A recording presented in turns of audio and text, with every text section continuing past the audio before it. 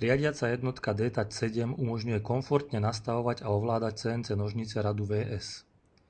V menu Pracovná obrazovka je možné vytvoriť program cez tzv. Programového sprievodcu, ktorý nás prevádza nastavením nožníc a pýta názov programu,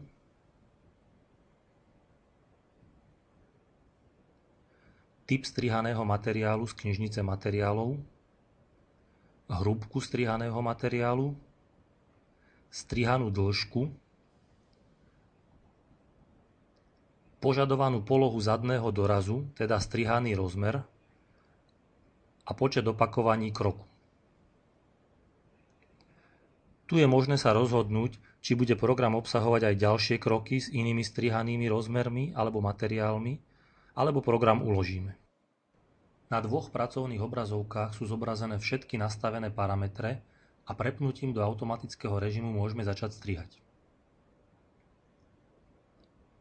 Program je uložený v zozname programov.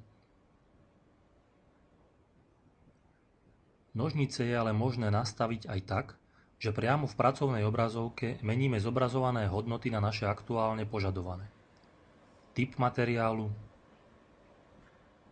hrúbka materiálu, strihaná dĺžka,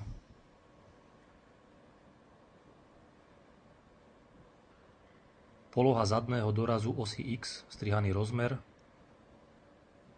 a prípadne odskok zadného dorazu pri strihu alebo posunutie strihu. Nožnice sú znovu nastavené a v automatickom režime môžeme strihať.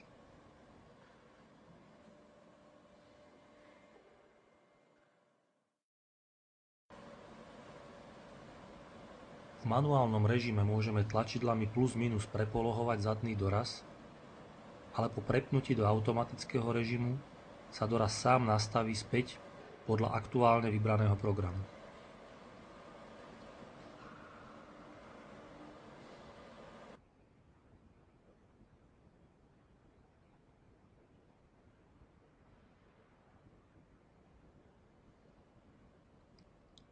V menu Zoznam materiálov môžeme spravovať knižnicu materiálov, môžeme zadať nový materiál a zadefinovať nožniciam, aká medzera medzi nožmi, aký uhol strihu a aký tlak má zodpovedať rôznym hrúbkam tohoto nového materiálu.